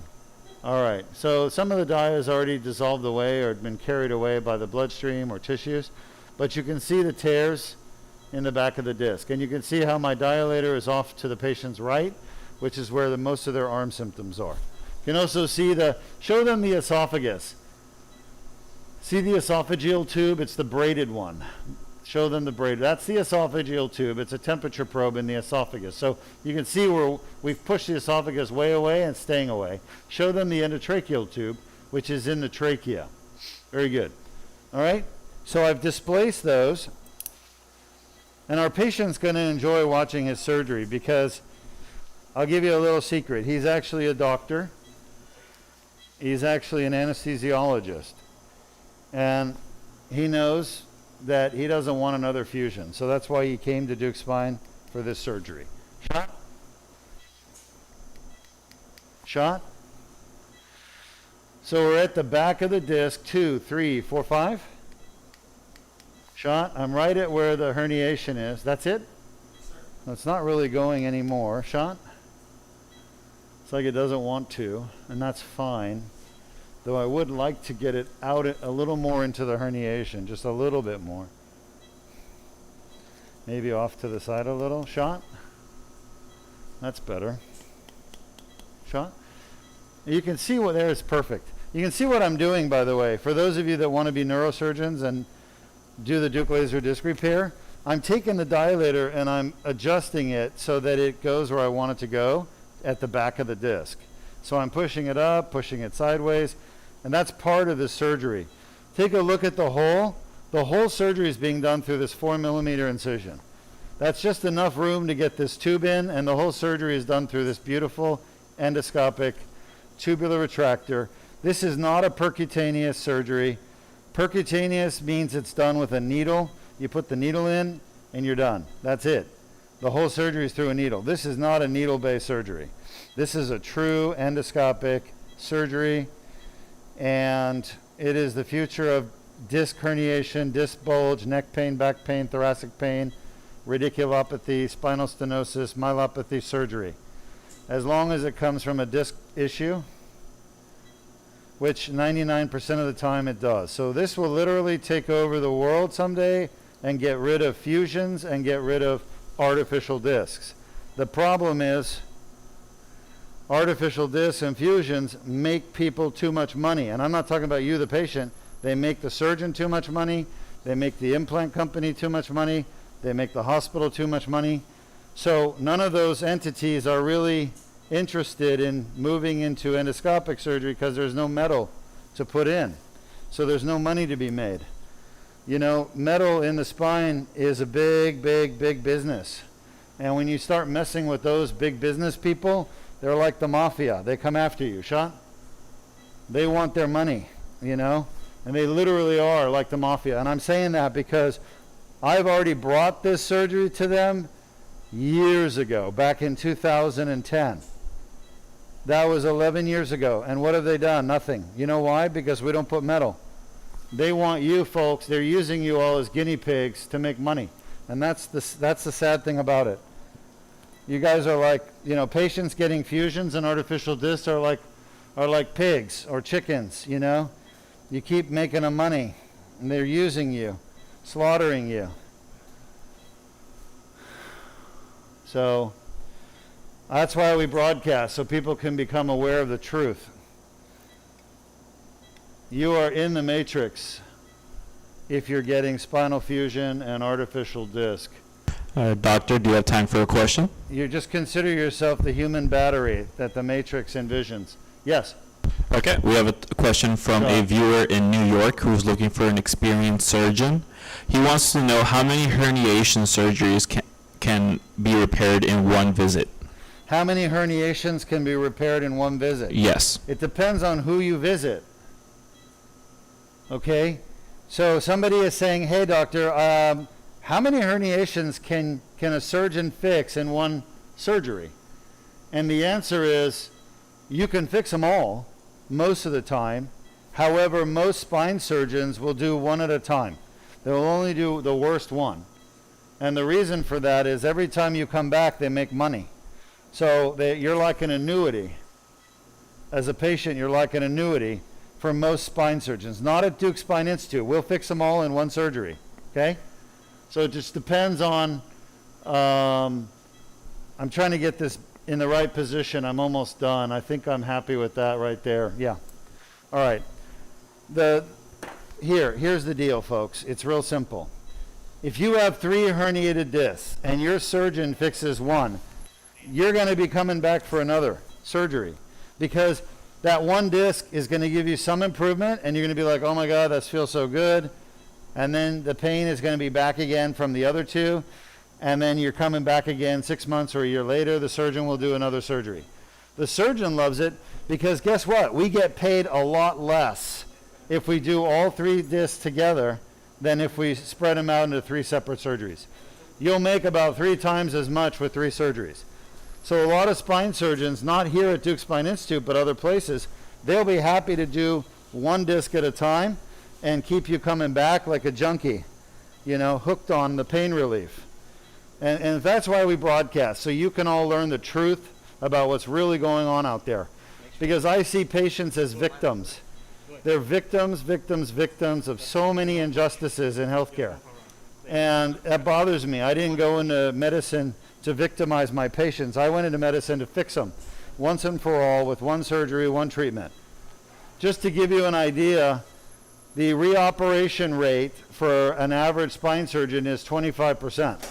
That means that 25% of the time of doing surgery, their patient will come back for another surgery. Okay?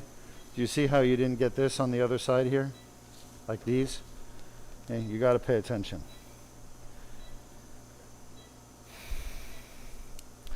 So 25% of patients end up coming back for more surgeries, okay? Not here at Duke Spine. For me, it's 1%. I've gone back, done my chart reviews, looked at all my patients I did surgery. 1% will come back, 1 in 100, and need another surgery. But that's not true for other surgeons, okay? So what you're up against, folks, is finding a surgeon who's ethical and who's capable of doing multi-level surgery if you need it, okay? So could you come to Duke Spine and we fix all your discs? Absolutely, no problem. Could we do it all in 1 surgery? Probably not. It just depends on how many herniations you've got. We can do up to 4 areas, 4 like spots of herniation that are symptomatic per surgery. I mean, I've done 5, so I'm okay with 5. Depends on the patient though, like, you know, how healthy they are and their comorbidities, etc. Because, you know, the more you do, the longer the patient's under anesthesia. So if you're a quick surgeon and you do your work fast and safe, well, you could do more. So to answer your question, I would need to know how many disc herniations need surgery, where they're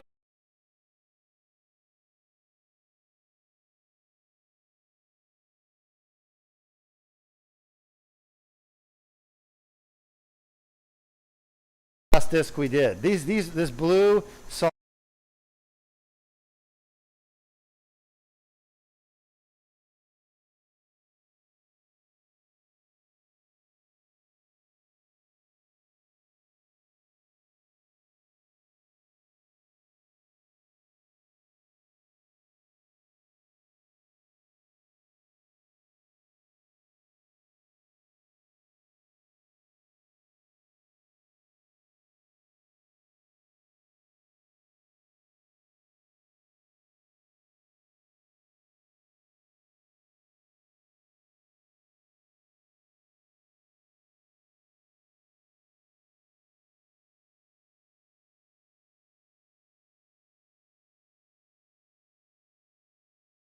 tell being inside the disc and seeing this.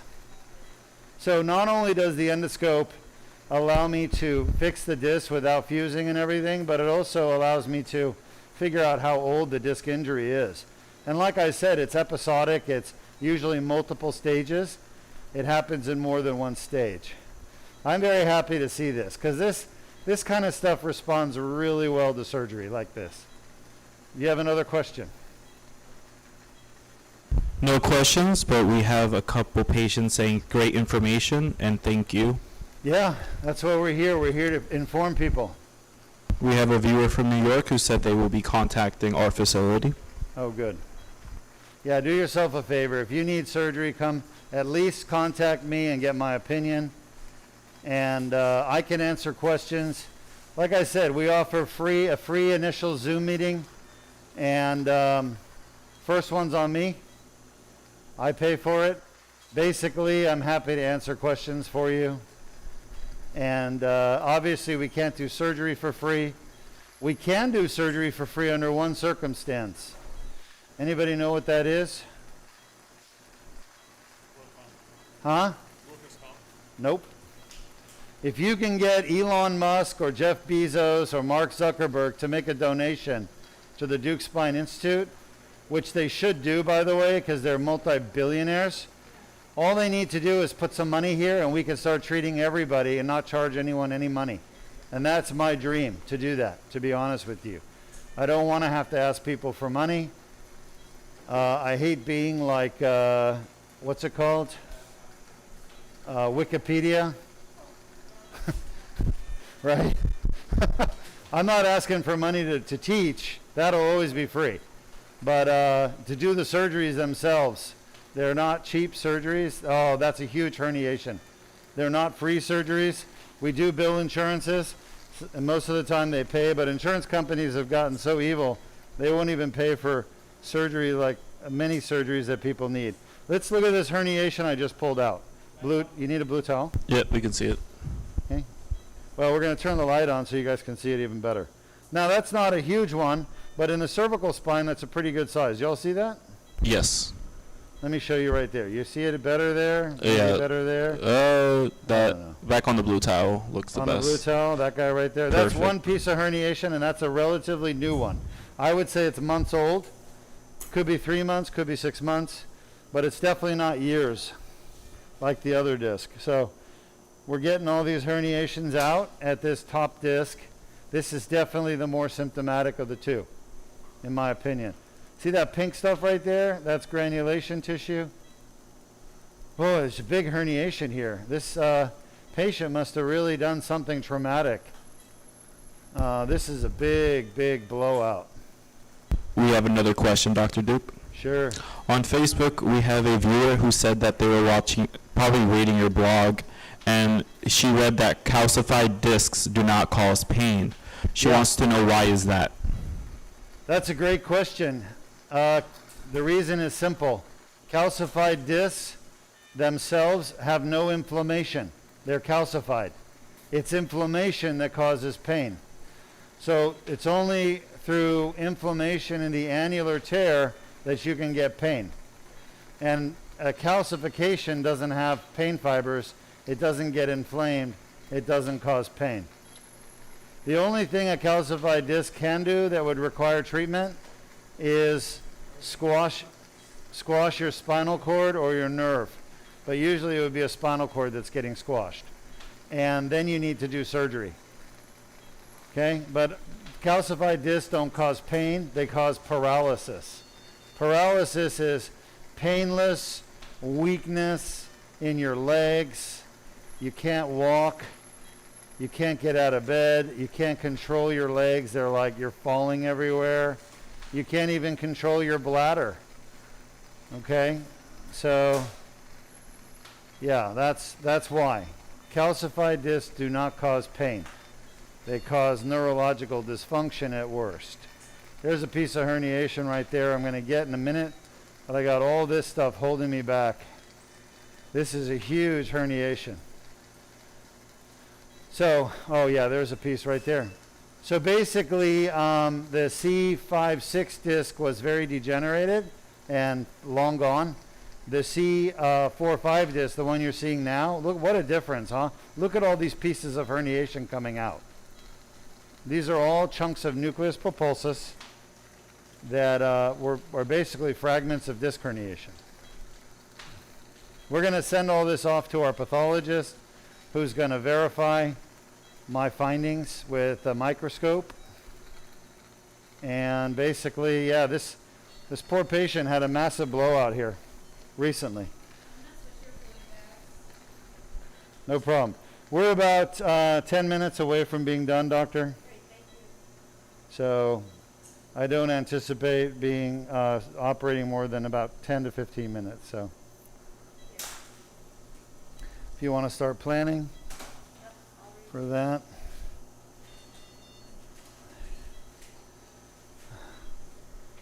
Yep. So this herniation I'm dealing with right here is actually more central located, but you can see it's bad. And look at all the scar tissue right here. This is starting to set in.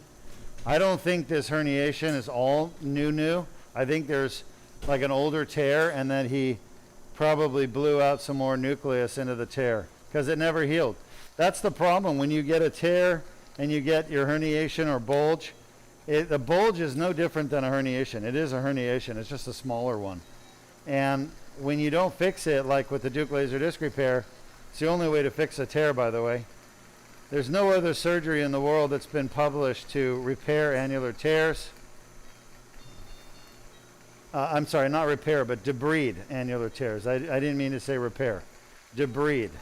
Debridement means clean out all this grungy stuff that's keeping the annulus from healing.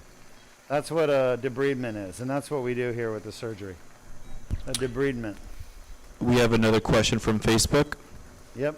What is the median age of the patients that get this procedure? What's the median age of patients that get this procedure? That's a great question. I don't know. I haven't looked at that in a long time. We published, if you go back to my publications, I think we mention it. So you'd have to go to PubMed. So type in PubMed under your Google or Safari, whatever. Type PubMed, P-U-B-M-E-D. And then once you get to PubMed, type in Deuk laser disc repair, spelled D-E-U-K, laser disc repair. And look at those papers that I've published. Those are back in 2012 and 13. And it should report under the materials and methods section the age of the patient, I believe. There may even be a distribution based on sex, male versus female. But in essence, the average age should be there, I believe. Okay, I haven't looked at my publication in a long time, but now, if you're interested, so am I, in doing research and publishing more. I'm actually looking for a research associate, someone who can help me write papers, because we have so much to publish, and I just don't have the time to do it all myself.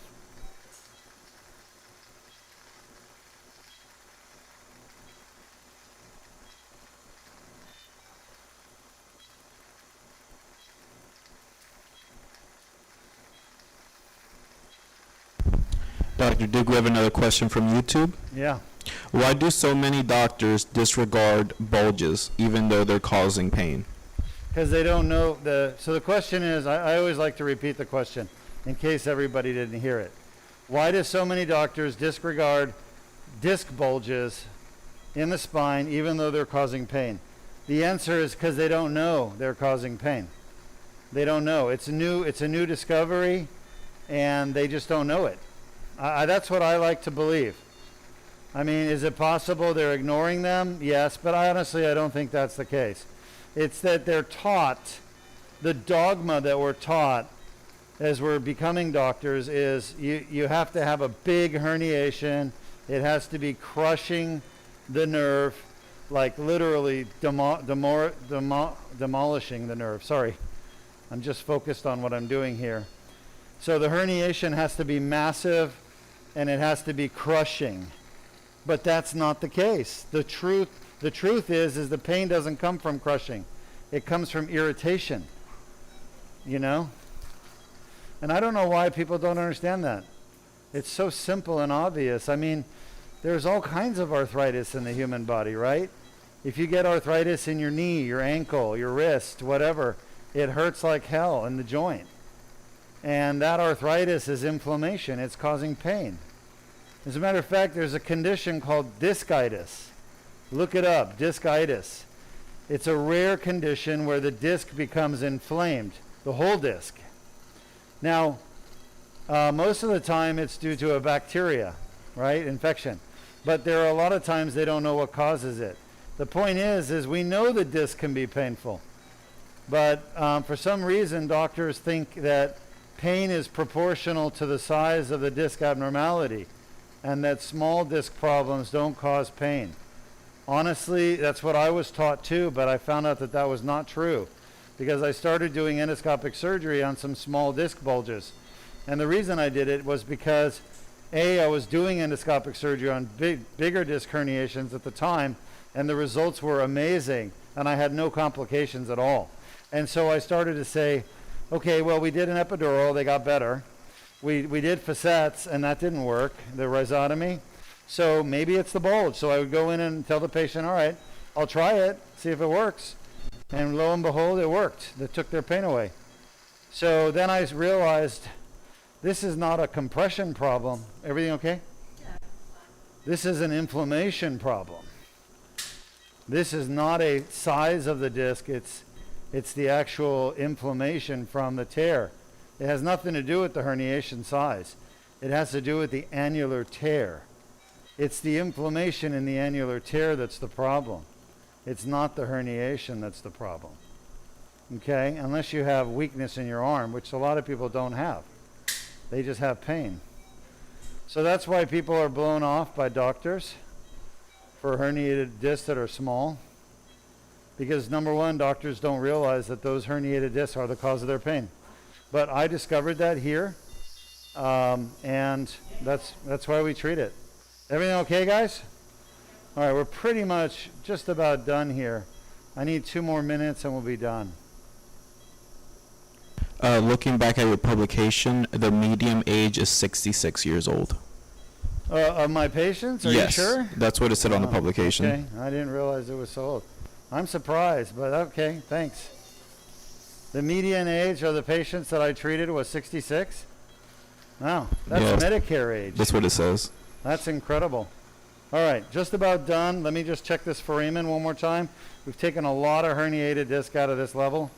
I just want to make sure I get it all. I think there's still a little bit left. Can I get some fresh coffee, please?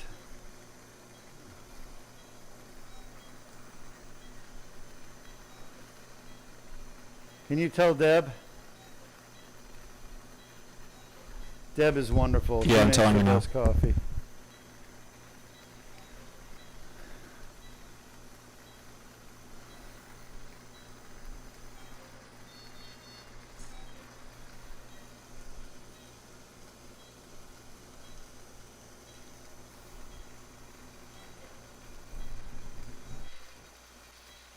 I know none of you know this, but I will digress on something called professionalism. And professionalism is something that we don't see a lot of these days, unfortunately. It's just not how people are brought up anymore. But professionalism means when you have a job to do, you do it no matter how bad things are in your personal life. And you do it right, you do it to the best of your ability, you stay focused, and you do the best work you can. And, you know, I'll use an example myself. Many people probably think my life is perfect, but it's far from it. My son was in a car accident last night. He's not injured, he's not in the hospital, but his car was totaled. And I came to work today and I did my job and I stayed focused on my task, even though my personal life I have issues that I have that are significant, okay? Why am I talking about it? Because I think there's too many people that are unprofessional, and I've had to deal with them here at Deuk Spine, employees that put their personal needs ahead of their professional work. And I'm mentioning it because I think it's wrong. And besides, I'm here to talk to you about how can we make things better in life. Well, you know, I don't talk about politics, but I do talk about character of people and work ethic because that's important in my organization and the success of my organization and helping patients. I have a lot of professionals here, and I want to applaud my team because they are professionals. I have dealt with unprofessional people in the past. My team never gives me excuses. They always show up. They stay late when we're late. Nobody complains, and I'm just so proud of them for being true professionals. And so they motivate me to be a professional, you know, to show up to work even though I've got issues that I have to deal with myself. All right, I think we're close to being done. There's still something here. This is, by the way, in case you missed it, this disc compared to the last one is 100 times worse. The last one we just did had some herniation and mostly bone spurs and scar tissue, but this one is horrible. Massive amounts of damage to this disc. I think this patient probably injured this disc recently and again, and there's so many fragments of herniation that are all about the same age. They're all looking to me like they happened around the same time. And the way I can tell that, once again, is by studying the fragments with the endoscope and how they respond to the laser and how they feel and how they look. Because what happens is over time a herniated fragment gets worked on just like a stone in the river gets worked on, right? And if you throw a stone in a river today and you look at it next week, it's going to look the same. But if you throw a stone in a river and you look at it in a few years, you're going to see that the river has smoothed the surfaces of the stone. And these fragments of disc are the same. The fresh ones are more chunky, and the old ones are more smooth and scarred up. All right, I'm just about done here. I don't see any more herniation down there. It's looking good. I may zap this stuff. I think I'm dealing with right here the posterior ligament, but I want to make absolutely sure. So I can see the fibers. That's looking like posterior ligament and possibly dura on front of the spinal cord. So I want to stay away from that. I don't want to go any further. I'm happy. This looks like some ligament here. I can peel. Just want to make sure I'm not leaving any pieces of disc herniation back here against the nerve or spinal cord. So I can use the laser to just peel layer by layer. It almost looks like there's still something there, and I don't want to leave anything.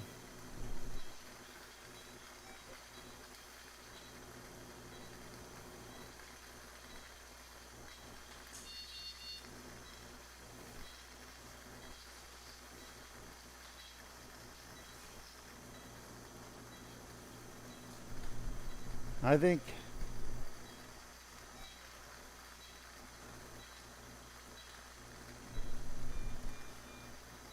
that's it. That's just ligament. We're done. All right, well, you can see the view you get at the back of the disc. It's like nothing else in the world. It's amazing. I'm going to call our blood loss 5 mil. We're pretty much done, folks. If you have questions, type them up.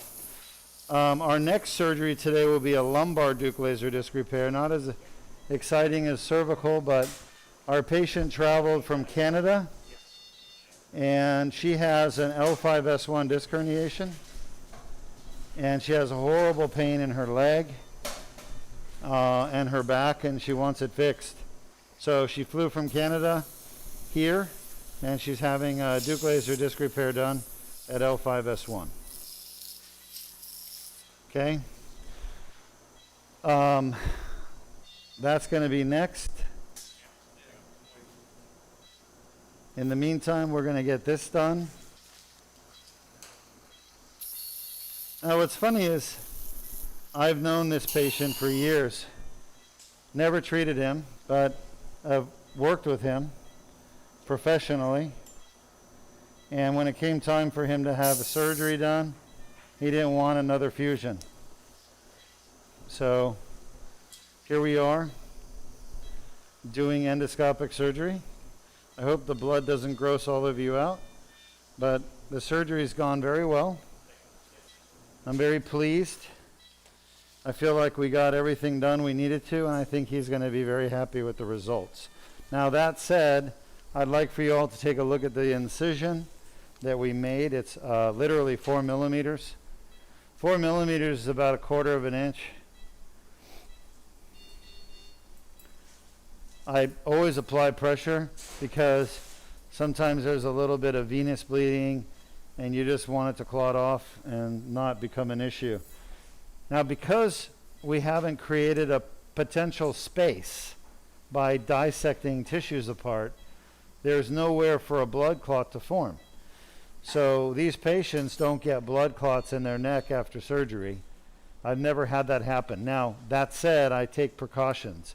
Everybody that has this surgery, they're going to have all their anti-inflammatories, non-steroidal anti-inflammatories stopped a week before surgery.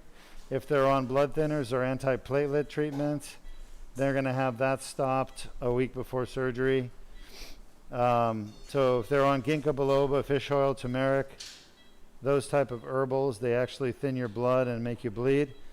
They prevent clotting, platelet function.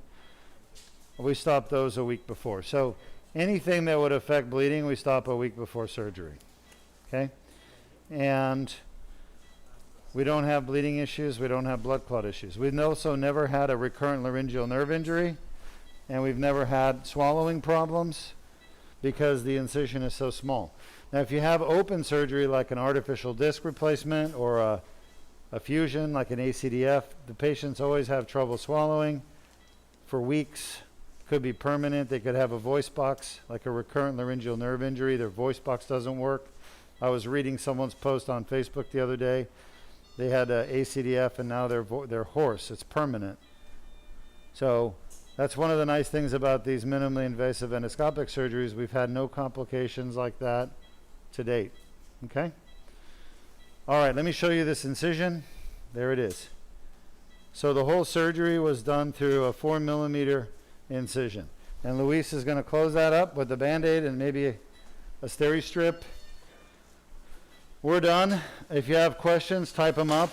Make sure you visit the App Store and download the Deuk Spine Institute app for spine. It's free. And it's very informative. Also, we'll be starting our next surgery probably at 11:30 or closer to 12. Probably 45 minutes. What do you guys think? I have a very special patient sitting here next to me who's traveled all the way from Tennessee. Yes, sir. With his family for one purpose, and that is to get his neck fixed. In the wild, I've trained animals for 25 years, not jumping through fiery hoops, but just mostly behavior, come is, just a few words. We had 52 big cats, tigers, lions, leopards, cougars, lynx. This is me about 6 years ago in the tiger cage. And this guy here, he's we raised him from a baby. That's special. I'll tell you what, the special part is being here. And how long have you been dealing with this problem with your neck?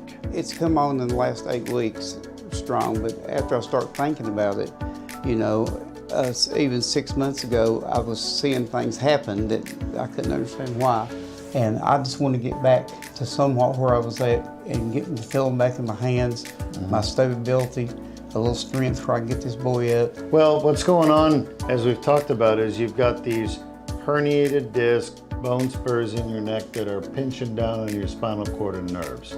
And I'm going to go in there tomorrow with a laser, and we're going to open all those spaces up, get the pressure off the spinal cord and the nerves, so you can start getting some feeling back and strength back in those arms. That sounds great. That's why I'm here.